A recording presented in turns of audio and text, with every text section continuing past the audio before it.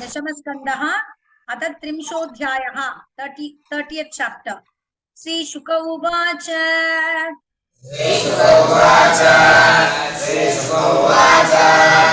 अन्तर्हिते भगवति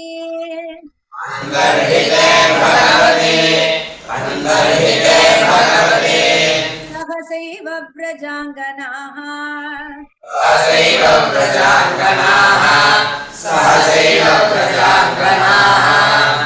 अतप्यन्तम् अचक्षाणाः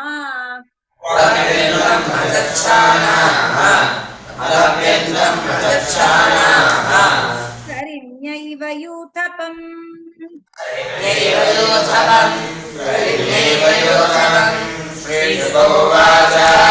अन्तर्हिते भगवति सहसैव व्रजाङ्गनाः अतप्यन्तम् अचक्षाणाः करिण्यैव यूथपम् दत्यानुरागस्मितविभ्रमेक्षितैः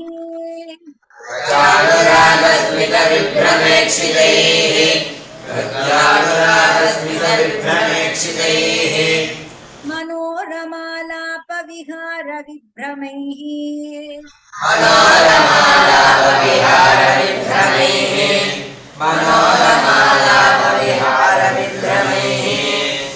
आक्षिप्तचित्ताः प्रमदारमापतेः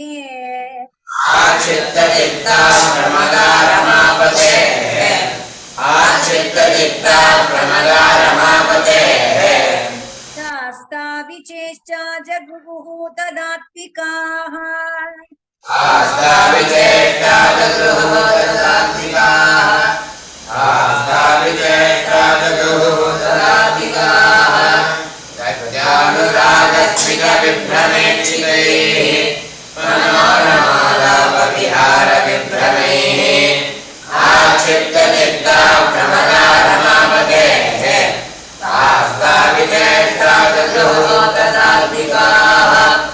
गतिस्मितः प्रेक्षणभाषणादिषु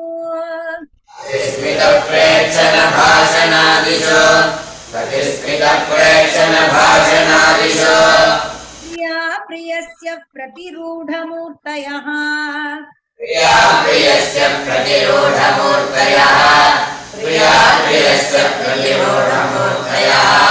असावहं प्रीत्यबलास्तदात्मिका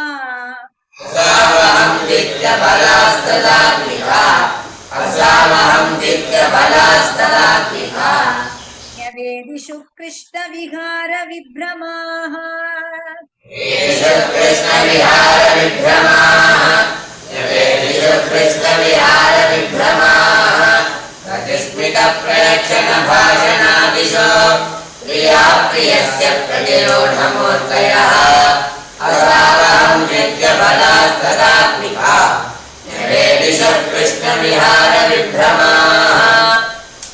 गायन्त्य उच्चैरमुमेव संहता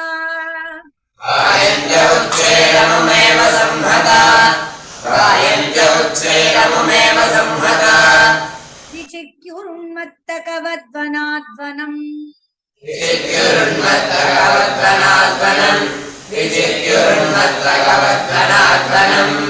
पप्रच्युराकाशवदन्तरं बहिः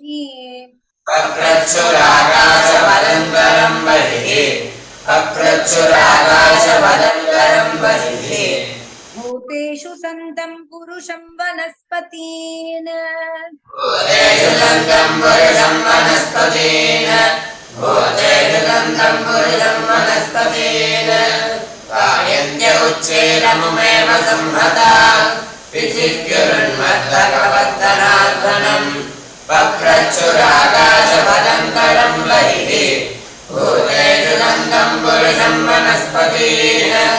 दृष्टोऽवः कच्चिदश्वत्थ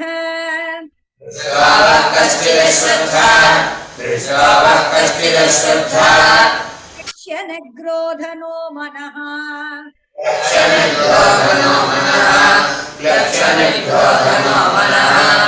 नन्दसूनुर्गतो हृत्वा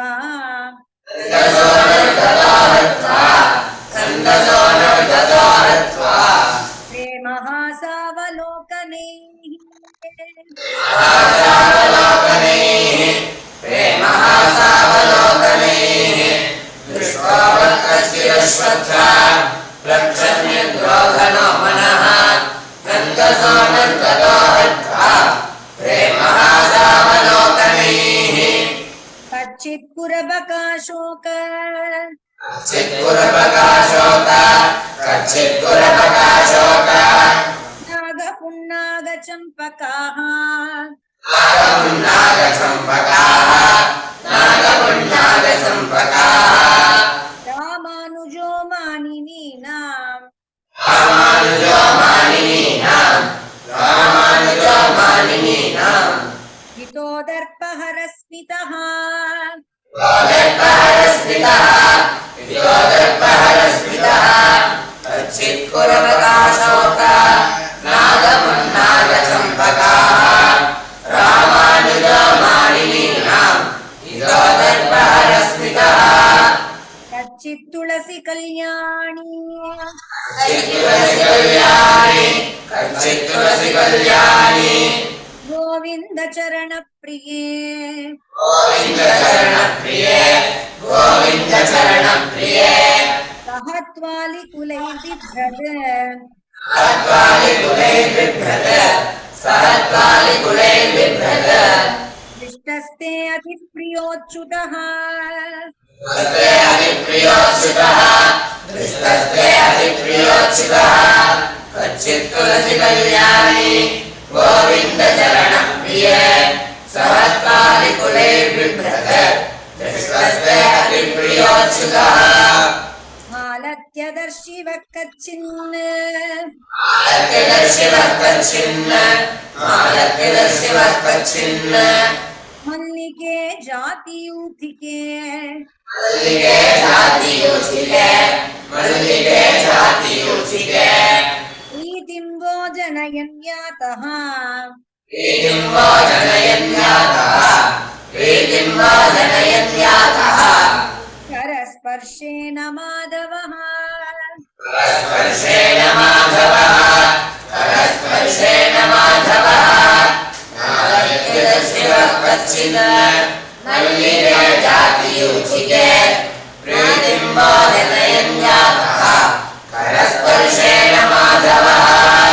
स्मूतप्रियाळपनसासनको विदारजम्पर्कबिल्वबकुलामृतबनीपाः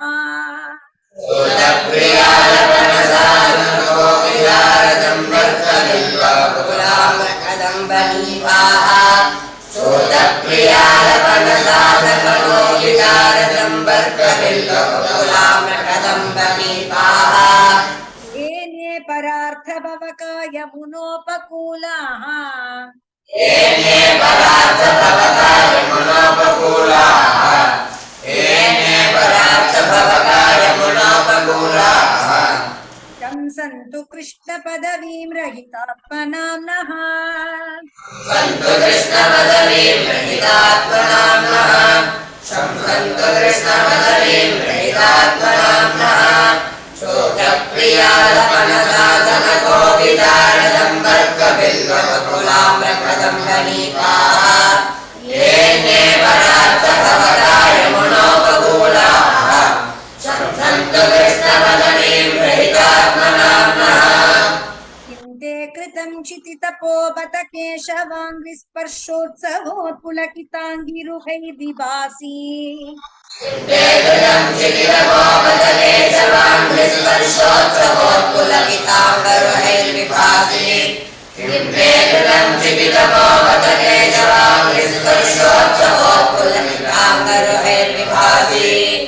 अप्यङ्घ्रिसम्भव उरुक्रम विक्रमाद्वा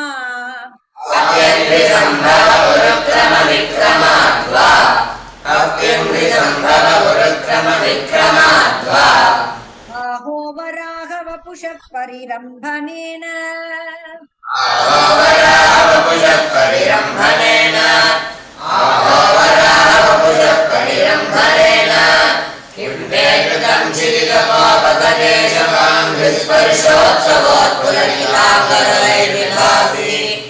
अप्यङ्घ्रिसम्भव उरुक्रम विक्रमाद्वा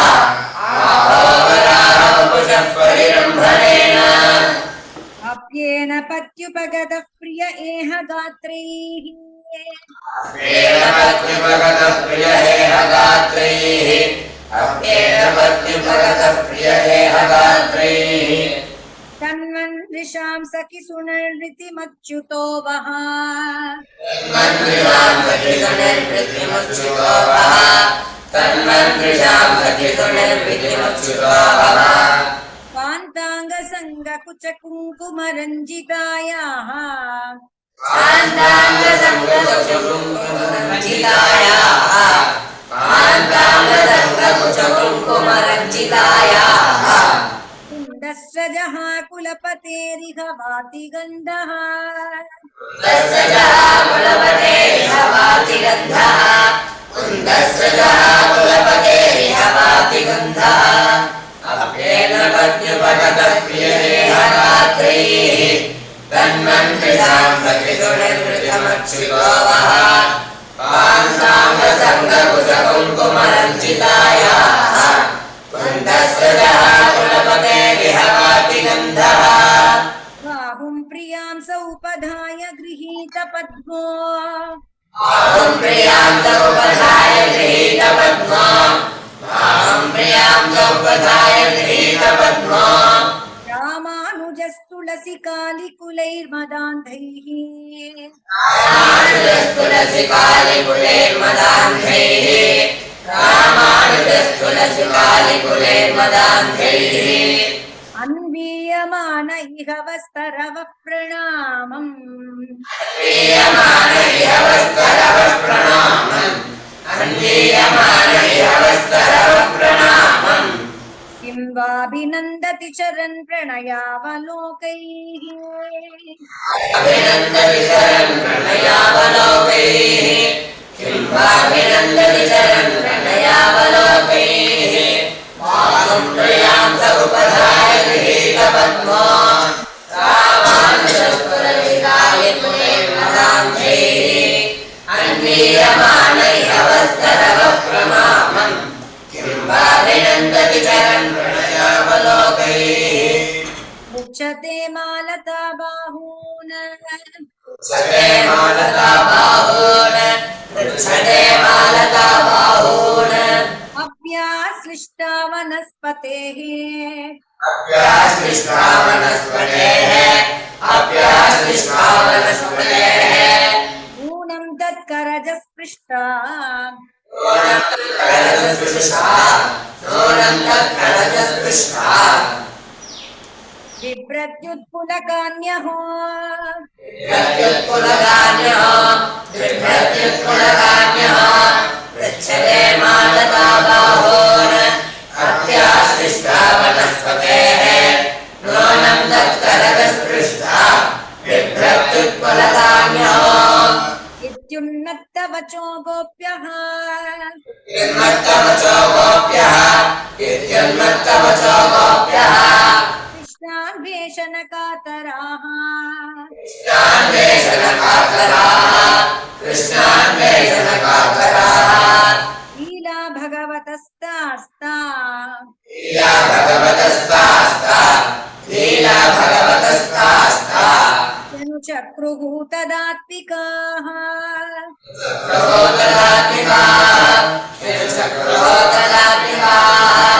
इत्युन्मत्तवचो गोप्यः कृष्णान्वेषणकातराः लीला भगवतस्तास्ता चक्रुः कस्याश्चित् पूतनायन्त्याः पूतनायन्त्याः तस्याश्चित् पूतनायन्त्याः कृष्णायन्त्यपि वत्स्तनम् कृष्णायन्त्यपि वत्सनम् कृष्णायन्त्यपि वत्सनम् ओकायित्वा रुदत्यन्या तोकायित्वा रुदत्यन्या तोकायित्वा रुदत्यन्या पदाहच्छकटायति अच्छकटायतीम् पराच्छकटायतीम् कस्याश्चित् पूतनायन्त्याः कृष्णायन्त्यपि वत्सनम् तोकायित्वा रुदत्यन्या पदाच्छकटायतीम् दैत्या हित्वा जहाराण्या दैत्यायित्वा जहाराण्या दैत्यायित्वा जहाराण्या एका कृष्णार्भभावना एका कृष्णार्भभावना एका कृष्णार्थभावनाम् लिङ्गयामास काप्यङ्घ्रीः लिङ्गयामास काव्यङ्घ्रे लिङ्गयामास काव्यङ्घ्रे हर्षन्ति घोषनिस्वनैः सन्ते घोषनिस्वनैः कर्षन्ते घोषनिस्वनैः दैत्यायित्वाहाराण्याम् एका कृष्णार्थभावनाम् लिङ्गयामास काव्यङ्घ्रे कर्षन्ते घोषनिस्वनैः कृष्णरामायिते द्वे तु कृष्णरामायिते द्वेतो कृष्णरामायिते द्वेतो गोपायन्त्यश्च काश्चन गोपायन्त्यश्च काश्चन गोपायन्त्यश्च काश्चन वत्सायतीं हन्ति चान्याम् वत्सायते हन्ति चान्या वत्सायते हन्ति चान्या तत्रेका तु बकायति एकातुपकायतीम् एकातुपकायतीम् कृष्णरामायिते द्वेतो गोपायन्त्यश्च काश्चन वत्सायतीम् हन्ति चान्या तत्रैकातुपकायतीम् आहूय दूरगायद्वत् आहूय दूरगायद्वत् आहूय दूरगायद्वत् कृष्णस्तम् अनुकुर्वती कृष्णस्तम् अनुकुर्वते कृष्णस्तम् अनुकुर्वते वेणुं क्वणन्तीं क्रीडन्तीम् वेणुं क्वणन्तीं क्रीडन्तीम् वेणुं क्वणन्तीं क्रीडन्तीम् अन्याशंसन्ति साध्विति अन्याशं सन्ति साधिते अन्याशं सन्ति साधिते आहूय दूरगायद्वत् कृष्णस्तम् अनुकुर्वती वेणुं क्वणन्तीं क्रीडन्तीम् अन्याशं सन्ति साधिते तस्यां सित्स्वभुजं यस्य तस्यां चित्सभुजं यस्य तस्यां चित्सभुजं यस्य चलन्त्याः पराननु चलन्त्याः पराननो चलन्त्याः पराननो कृष्णोऽहं पश्यत गतिम् कृष्णाहं पश्यत गतिम् कृष्णाहं पश्यत गतिम् ललितामिति तन्मनाः ललितामिति तन्मनाः ललितामिति तन्मनाः तस्यां चित्सभुजं यस्य चलन्त्याः पराननो कृष्णाहं पश्यत गतिम् ललितामिति तन्मनाः भैष्टवादवर्षाभ्याम् आभेष्टवादवर्षाभ्याम् आभेष्टवादवर्षाभ्याम् तत्राहं विहितं मया तत्राणं विहितं मया तत्राणं विहितं मया इत्युत्वैकेन हस्तेन विद्युत्वैकेन हस्तेन विद्युत्वैकेन हस्तेन यतन्त्युं निददेम्बरम् यदन्त्यं निदधेम्बरम् यदन्त्यं निदधेम्बरम् आभेष्टवादवर्षाभ्याम् तत्राणं विहितं मया विद्युत्वैकेन हस्तेन यदन्त्यं निदधेम्बरम् आरुह्यैकापदाक्रम्य आरस्यैकापदाक्रम्य आरस्यैकापदाक्रम्य शिरस्याः परां नृप शिरस्याः परां नृप शिरस्याः परां नृप दुष्टाहे गच्छ जातोऽहम् दुष्टाहे गच्छ जातोऽहम् दुष्टाहे गच्छ जातोऽहम् खलानां ननु दण्डधृक् खलानां ननुदण्डधृक् खलानां ननुदण्डधृक् आरस्यैकापदाक्रम्य शिरस्याः परां नृप दुष्टाहे गच्छ जातोऽहम् खलानां ननुदण्डधृक् तत्रेको वाच हे गोपा तत्रेको वाच हे गोपा तत्रेको वाच हे गोपा यावाग्निं पश्यतोल्बणम् दावाग्निं पश्यतोल्बणम् दावाग्निं पश्यतोल्बणम् चक्षुंशाश्वपिदध्वम्बो चक्षुंशास्त्रविलब्धं वो चक्षुंशास्तु विदग्ध्वं वो विधास्ये क्षेममञ्जसा विधास्ये क्षेममञ्जसा विधास्ये क्षेममञ्जसा तत्रैको वाच हे गोप दावाग्निं पश्यतोद्भनम् चक्षुंशास्त्रपदिध्वं वो विधास्ये क्षेममञ्जसा बद्धान्यया सजा काचित् बद्धान्यया सजा काचित्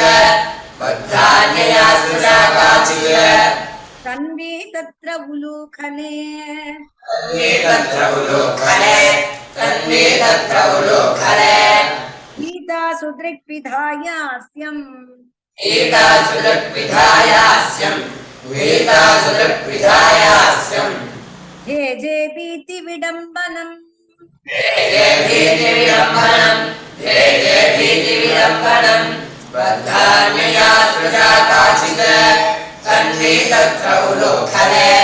गीतासुदृक्विधायास्यम् हे जे भीतिविडम्बनम् एवं कृष्णं पृच्छमाना एवं कृष्णं पृच्छमाना वृन्दावनलता तरून् वृन्दावनलतास्तरोन् यचक्षत वनोदेशे यथक्षतवनोद्वेषे अदानि परमात्मनः पदानि परमात्मनः एवं कृष्णं पृच्छमाना वृन्दावनलतास्तरून् यथक्षतवनोद्वेषे पदानि परमात्मनः हरानि व्यक्तमेतानि पदानि व्यक्तमेतानि नन्दसूनोर्महात्मनः नन्दसूनोर्महात्मनः रक्ष्यन्ते हि ध्वजाम्भोज रक्ष्यन्ते हि ध्वजाम्भोज वज्राकुशयवादिभिः वज्राङ्कुशयवादिभिः पदानि व्यक्तमेतानि नन्दसूनोर्महात्मनः रक्ष्यन्ते हि ध्वजाम्भोज वज्राङ्कुशयवादिभिः श्रीहरये नमः श्रीहरये